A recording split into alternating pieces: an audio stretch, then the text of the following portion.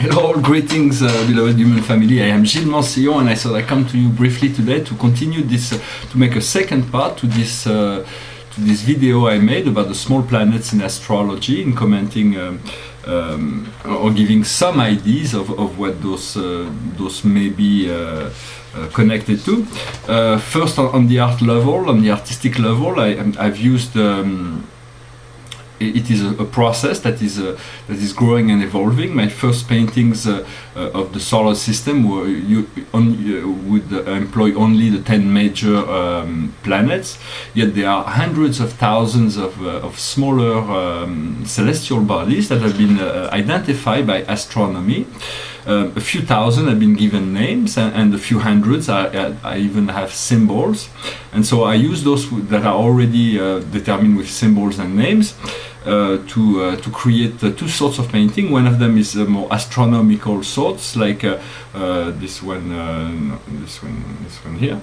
Can't really see, but it's basically the sun and the 150 major paintings.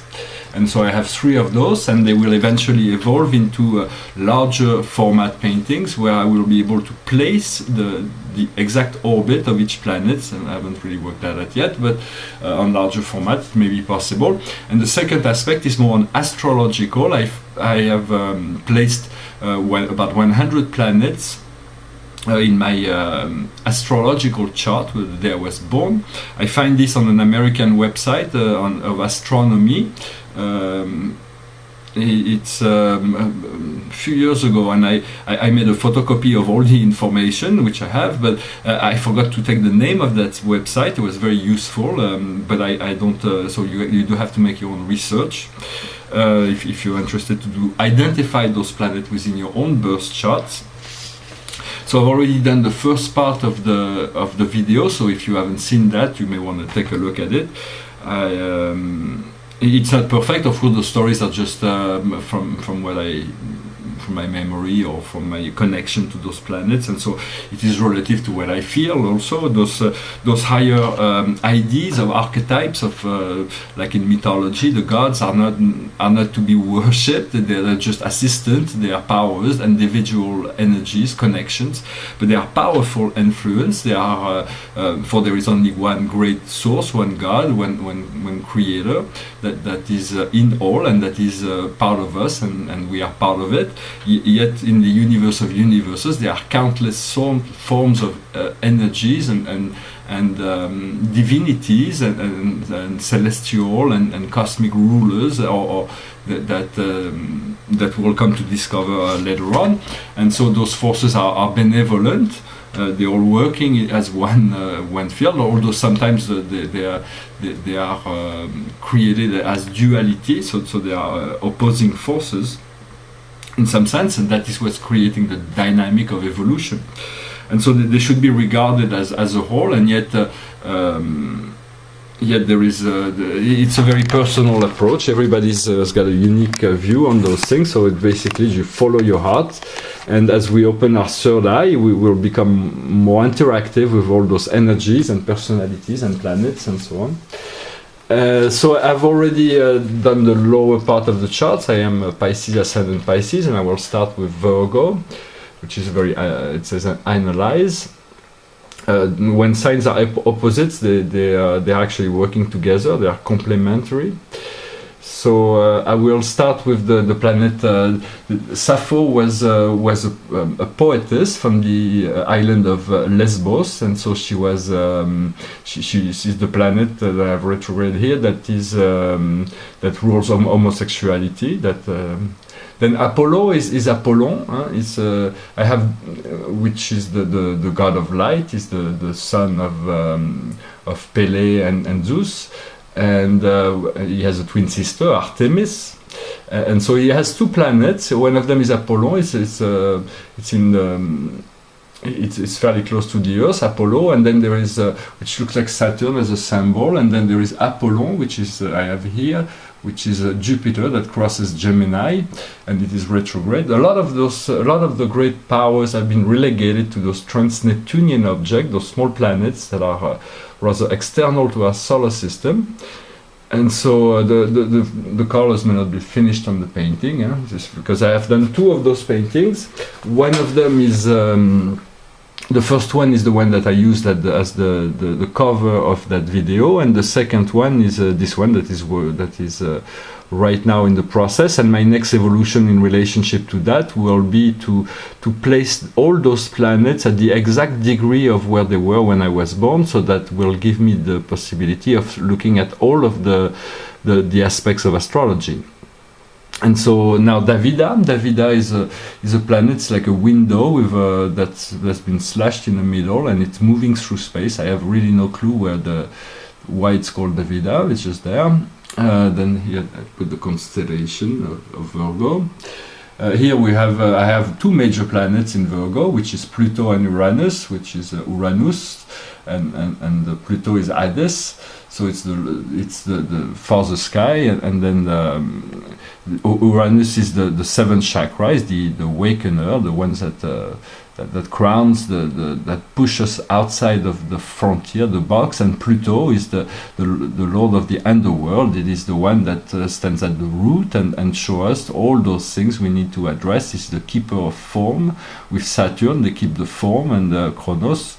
And so it is a main provider, and so there is it is interesting that those planets travel very slowly, or those planets that are farther away from the sun. But here we have the beginning and the end, in the sense, Uranus and Pluto. And then there is Zeus above. Zeus is Jupiter. It is the higher model of self-empowerment. He's the God. Is a powerful God model that is also one of the greatest seductor in history. He's a very self-empowered. He's the one that rules over all the dimensions of heaven and earth. And so he's mainly represented as Jupiter, although he stepped back at some point when there was an ascension with the coming of Christ. All of those entities withdrew into the sky, and although they had some of their power within the sun, for now the sun is Helios is Jupiter. Zeus is working very powerfully through the sun as well. So this is a trans-Neptunian object called Zeus. Is retrograde here. Another planet is Omea. Omea is got 2 moons, Namaka and Amaka, and it is a Hawaiian goddess of fertility and birth. So it is. I feel very, very connected to the islands of Hawaii. I will feel that I will visit there soon, and so then I will move into Libra. Libra is high balance. In terms of Greek astrology, it is Themis, because all of this is very local astrology. Then we can move into, there will be next level with star systems, constellations, and beyond. But for now, we understanding those worlds can give us a better mirror and understanding ourselves. Yet those planets, in many sense, for me, they become important when I start to feel a psychic connection to them. But then as I work with them on my paintings, that creates the connection, and at some point they do come and interact with me. So the planet Amor has nothing to do with astrology. It is just love. It is love. It's 2 hearts that are separated by a line, which are 2 parts, but they together they make one. So they are 1 and 2, and so it is very close to the moon here. I placed it there. I'm not really sure about the degrees here, but yet I haven't really worked with that. Atlantis was Atlantis. This symbol is symbolic of the civilization of Atlantis. It was a very old civilization that was on the earth for about 100,000 years, that ended up in an apocalyptic fashion. And at the end of the civilization of Atlantis, there were 3 main islands. One of them was the island of the sons of Belial. The second one was the island of the Aryan, and the third one, the most beautiful one, was the island of the Atlara. the Atlara were living on the island of Poseida. Poseidon was the divinity that was protecting this civilization. And so Atlantis has its own planets here. And so then comes Hidalgo. That's the name of the mayor of Paris, but in essence it is a centaur. So it is a centaur. There was quite a few centaurs that had planets, although they were all mortals. Only Chiron was immortal. Then Sisyphus this is a very is a mortal that first he betrayed Zeus, and then he played a trick on Hades. He ended up in hell, and then he played a trick on Hades that released him, and then eventually he died, and he was punished to carry a rock on top of a mountain. But anytime the rock would get to the top of the mountain, he would fall back down to the bottom of the mountain, so he had to start all over again. And so the example was made. Then Cloto is one of the moires in French. I'm not really sure. Is those three girls that are weaving the tapestry of life. So Cloto is the young one. She weaves the tapestry of life. Then Lachesis pull the string towards destiny, and then Atropos cuts it. So that she's here, beautiful Cloto. Above here, I put M37 retrograde. It has to do with long-term astronomy, astrology, or even future destiny. It's a huge cluster of galaxies that are connected to the Virgo, to the constellation of Virgo. So it is retrograding towards Virgo here. But it has to do with the long-term future. We'll not find out much about that for quite a while. Then Poseidon is Neptune. Is the brother of Zeus and the brother of Hades, and Hera, and well, I know he's the god of the sea, but essentially what was revealed is that before the galactic wars, there were four planets with atmosphere and ocean. They were Maldek, they were Mars, the Earth, and Venus. But after the war, Maldek was destroyed, and then when Mars fall, all the ocean was destroyed, and then Poseidon was the lord of Mars, the king of Mars, the ruler of Mars, and the dolphin were there too. But at the end of the war, they had to they moved into the earth, and so they came to. They migrated to the earth, which created a lot of confusion. And Atlantis was the way to try to solve that problem, to make everybody work together. And so his trident was a very powerful weapon that he was used during the war, but he hasn't used it. He hasn't used it as a weapon for a very, very long time. All those entities, those beings, are not as turbulent as they used to be. They have matured, they have grown, and so from Poseidon here, which is this little trans-Neptunian object, to Neptune. Neptune has many moons also, that are very interesting. I will definitely return to that. So it is Neptune in astrology is the dream, is is all the most spiritual connection, because we do connect from spirituality is connecting through the dream state. For the dream state is a go-between the world of spirit, the world of the soul, and the world of awakened consciousness, of human temporal lines. And so then I have this planet Siva, and there is another planet here that's called Siwa. And I thought originally that this planet was a planet that was given to the Hindu god Shiva. But then I looked at Siwa, and Siwa is actually a goddess of. Hold on, I took a note. I'm sorry, I'm not really concentrating.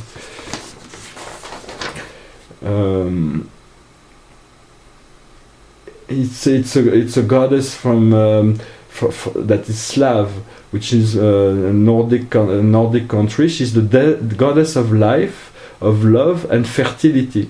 And her symbol is the dove. So, because Siva and Siwa are basically the same symbol, which is, they look like Venus with arms. So one has 2 arms and the other one has 3 arms. So because I know I had some interaction with those planets, but I wasn't sure really what they were. Then comes Iris. Iris is like the iris, focal points. She's the messenger of Zeus as well. She's the counterpart of Hermes. So she's a beautiful goddess. And then Luna here, that is represented the moon in astrology, is our emotional world. Then in Sagittarius, I have many asteroids in Sagittarius, those 3 most important asteroids. One is Juno, which is Hera, the mother of Zeus. She's a goddess of home and family, and she's a very beautiful protective energy that we can. Juno is a very, very powerful. It's about long-term love. Then Pallas. Pallas is a very powerful planet, and she's actually Pallas Athena. The story was that Pallas was a young Titanid. She was the daughter of Triton. And Athena was the daughter of Zeus, was the great goddess Athena, and they were really, really close. They were really good friends when they were really young, and so they loved each other dearly, and they were always together. And so, but then they got into they didn't get into a fight. They were practicing some of the combat skills because they were doing those kind of things. And Zeus was afraid for her daughter Athena, and so he interfered in the practice, and by accident Athena killed Pallas.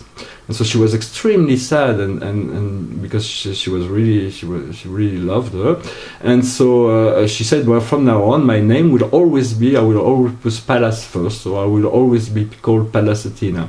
Well, of course, Athena is more powerful as an influence of a goddess, but Pallas is a very subtle, very beautiful energy that is also expressed through this little planet. And then Ceres, as a cereal, is Demeter, the goddess of harvest, the goddess of nature. Hebe, a beautiful Hebe, is the goddess of youth. She's the eternal youth. She's the one who fabricated the nectar that the gods were drinking. That would keep them young.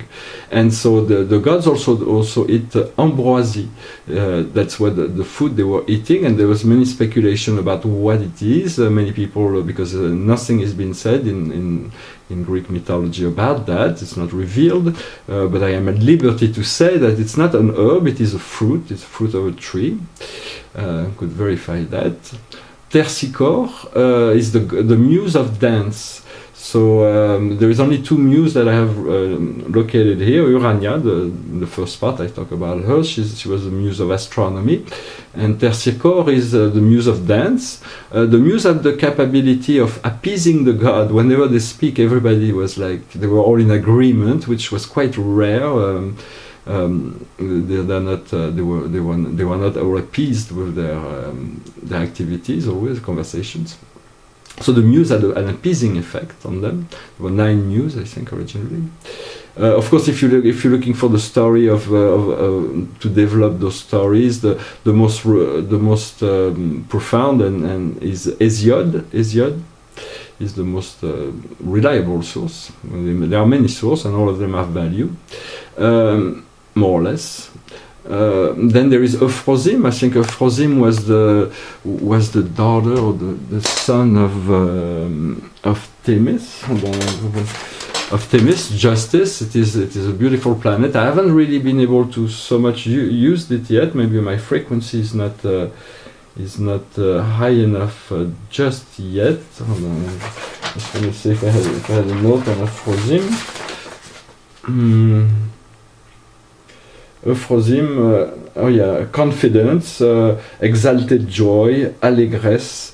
Well, that's definitely one I wanna be connected to, so I'm gonna be working on that. Then Bamberga I was trying to find out what Bamberga was, and the only thing I could find is that there was an astronomer that was named Bamberg, and so maybe he gave his name to this planet. And then here I put the galactic center, in Sagittarius, and then the Grand Attractor, which is a power that pulls everything, the whole cosmic dance, in a dance, so to speak. Then I go into the Capricorn, and where I have my South Node, and here we have Victoria. Victoria was a goddess that was really honored in Roman times. So Victoria she's the daughter of Pallas and Styx. Well, Pallas we already talked. Styx is the great river. It was one of the original titans that separated the Tartar from the mortal world, and is one of the one of the original power centers of Gaia, because he's the one that holds all the energies together. So there were Nyx also, Night, that was there. There was some of the older energies. So Victoria, yes, the daughter of Styx and Pallas. So she's Victory. She was very quite powerful astrological influence. Then child is simply the inner child. It is the child. Psyche may have more different influence in astrology. I'm not really sure. In astrology, it's not in mythology. It's not a very important person. It's just more like a fairy kind of energy. Then we have Siwa that we already talked about. Siva and Siwa. For now, it seems like this energy, this goddess, has playing two planets in the solar system. Then there is Thetis, and Thetis is she's a nymph, and she's one of the most important. She may be one of the most important person in this whole story, because she was the reason why the whole war of Troy happened, and in essence she was Zeus, and Zeus wanted to have a child with her, but Themis told her that Justice told her that if he would have a child with Thetis, this child would dethrone him. So they married him to a mortal that was Péléé, but then he became immortal later. And it is during this wedding that Eris brought the apple of discord. Well, I already spoken about that in my past, in the first part of the video.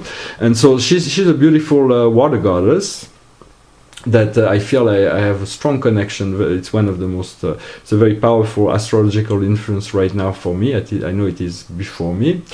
Then there is Taureau. Taureau is the Minotaur, is the half man, half beast. So it is a strong power, but it is wild. And here it is next to another wild energy. It is Baccus, which is Dionysos, one of the most celebrated god in Greece. Dionysos was actually had a birth that was quite unique, and so what happened is that Zeus fell in love with this woman that was named Sémélé. And so he had a child with her, but Hera didn't like that, or his wife, and so she went to see Sémélé, and she said, well, if Zeus really loves you, tell him to show himself in his true magnificence. And so she did convince Zeus, and just show this beautiful, brilliant god-like energy to Sémélé, but her body got consumed in fire. But Zeus could save his child, save the child of Sémélé, and put it into his leg, and that is what in French we have this expression, coming out of the leg of Jupiter. It means that it's Dionysos, and Dionysos is the god of folly, is the god of wine, is the god of theater, the god of there is I mean it is the introduction of madness within the order, because everything is about order within this within this Pleiadian model, and so this is about excess. It's about so it is Baccus and Dionysos is very it's a very important aspect of that culture. Flora was she was a nymph. She was the one who's makes flower bloom also. She's maybe Chloris. Flora and Chloris. I think it's the same as Greek and Latin. Then there was Lilith. Lilith was like a dark archetype, a model in Mesopotamia, in Jewish tradition. What happened is that there is this story of creation where Lilith was the first wife of Adam, but she was a woman that was so liberated, so sexually open, so exuberant that Adam couldn't control her, and so he went back to God and said, "Well, I want a woman that is more submissive, but not to be." I couldn't. So God created Eve, and so Eve, which was much more subdued than Lilith, but as soon as he was with Eve, he became a bit bored because he missed the exuberance of Lilith. So it is part of the one of the myths that can explain some of the subtle dualities that can happen in human consciousness. Asclepiad, I'm not really sure. I couldn't find anything. I tried to look into it. In terms of symbol, it looks like Igea, so I would assume that it would be like something that would have to do with healing and medicine. House is the house, the home, and the connection between matter and spirit. Then Cybele is just a Latin name for Rhea. Rhea, Cybele, she's a great, the mother of the gods, and she's got her own moon by Saturn, by Kronos. But she also has this planet that can allow her to travel. Salacia is the goddess of the ocean. I think she's the daughter of Neptune. I'm not really sure. I'll have to look into it. I have my south node here, and here Orcus is a god of the underworld. So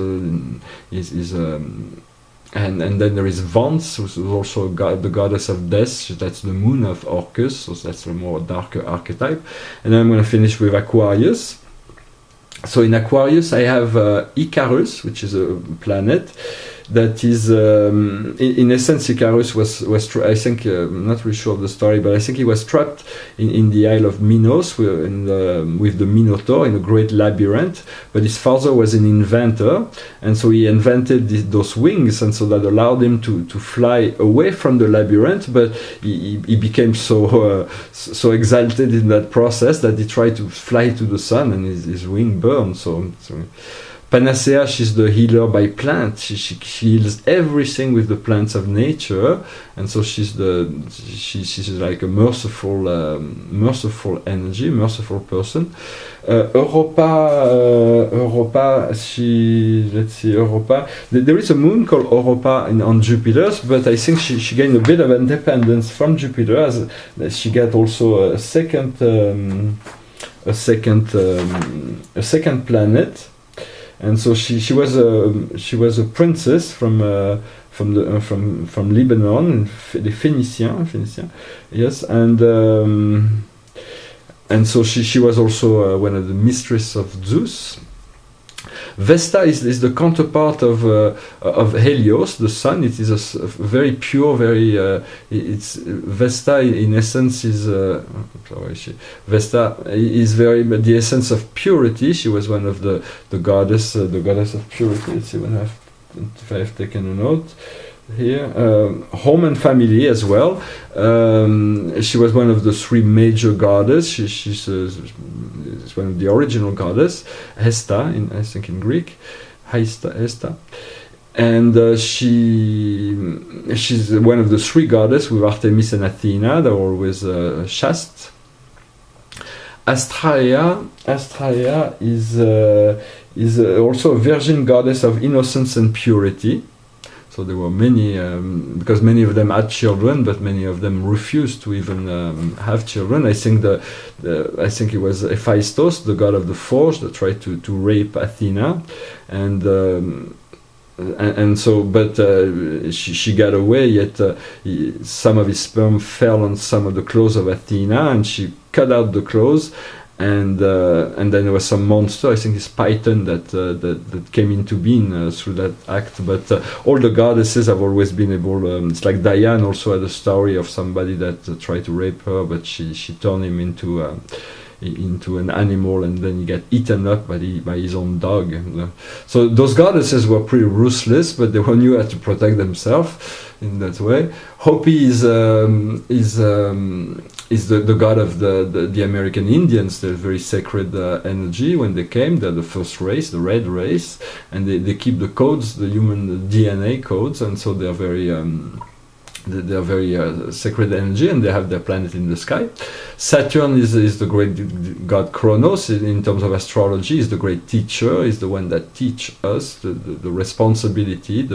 It's also one of the most beautiful planets of the solar system. I will return because there's many planets, about many moons around Saturn that are very interesting, and there is a great temple of creation there. And then Pholus was a friend of Chiron. He was one of the centaur. I'm not Chiron was the only centaur that was eternal. Otherwise, all the others were mortals. But I think Chiron, that I have here, Chiron is exchange his immortality, so that who was it? It was Pele could become immortal, the husband of Thetis, because he was so wounded that the only way to end his wounds was to give up his immortality. So those were just stories. I hope you find this video interesting. I thank you very much. I will return shortly. Feel free to leave comments, and I send you my love and blessing. I'll talk to you later. Namaste.